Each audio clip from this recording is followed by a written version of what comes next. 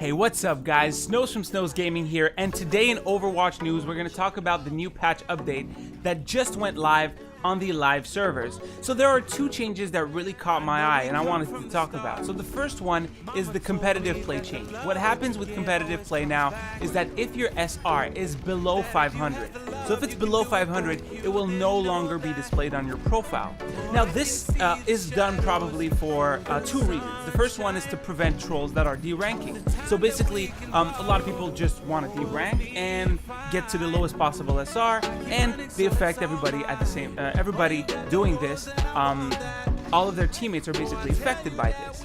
The other thing is also streamers who do sort of 1 to 4,000 SR runs, right? They drop their SR as low as possible and then play all the way up to, let's say, Masters, Grandmasters, Diamond, whatever it is. But it's basically a way to make content.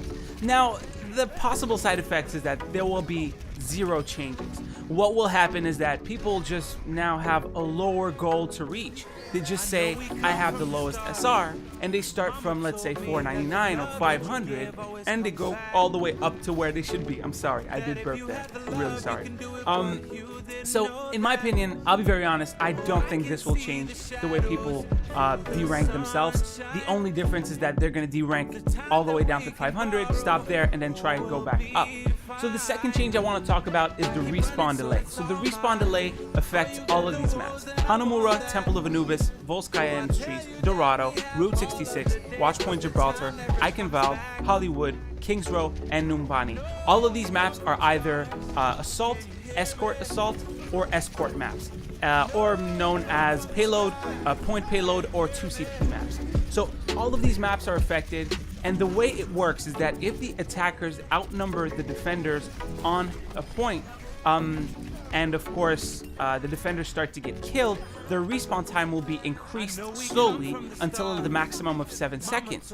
Now this is quite interesting because the fact that before overtime your respawn time might change kind of puts a very high likelihood that the attacker will win. Now you have to understand that that's the point. The point is to not have as many draws as before, but you're now putting an overtime style penalty on actual, like, real-time game. Now, I'm not sure how this will work for payload matches, because if they're moving the payload, there's a very high likelihood that the attackers are outnumbering the defense by a large number. So will this be the case when it's not overtime? Will respawn time actually increase because the attackers are on the payload but the defenders are not? Because defense is usually a little bit further from the payload, trying to kill people that are on the payload. So this is going to be very interesting as to see how this is going to work. That might be a disadvantage for the defenders, which means attacking might become easier. Now I understand that the point is to avoid draws, and it does say that this is going to happen on assault, escort, and that it will change the respawn time. The one thing that I personally thought was that, well, this will only work on the points, but they specifically specify that this will be on escort maps too. So this is quite interesting. Now, I'm sorry if that wasn't clear. You can have, like I said, I'm going to have the text shown up on the screen. But yeah, at least this is not applicable in Ilios, Lijiang Tower, Nepal, Oasis, and Eco Point Antarctica, which are all King of the Hill maps, and Eco Point Antarctica is the 3v3 current map. So this is gonna be a big change in my opinion. I mean, it's gonna be a slight change, but it's gonna cause games to be less drawn. There's gonna be less draws in Overwatch, which is something we've been looking forward to for a long time. I mean, personally, I call Hanamura and Temple of Anubis Draw City, because they basically are always goddamn draws. Volskaya Industries less so in my opinion, but it's the 2CP points are very often drawn, and this, in my opinion, will definitely make a change. Besides that, there are some other changes. On console, you can see a Symmetra slight buff for her turrets and a Torbjorn buff for his turrets also, which is quite interesting. You know, they go from the Symmetra turrets go from 21 to 25.5 damage per second. Torbjorn goes from 10 to 12 per bullet on his turret. So yeah, let me know what you think in the comment section below. Let me know what you think about the changes for the overtime and the changes, sorry, not for the overtime, but for the respawn time.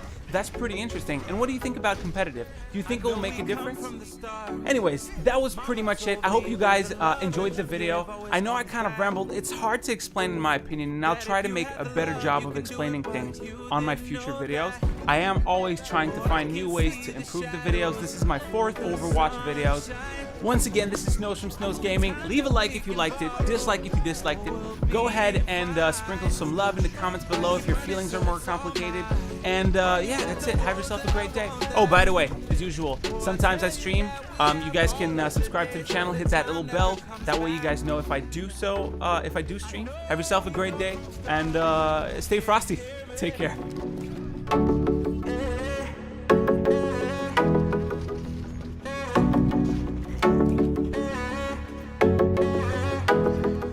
I know we come from the stars. Mama told me that the love that you give always comes back. That if you have the love, you can do it.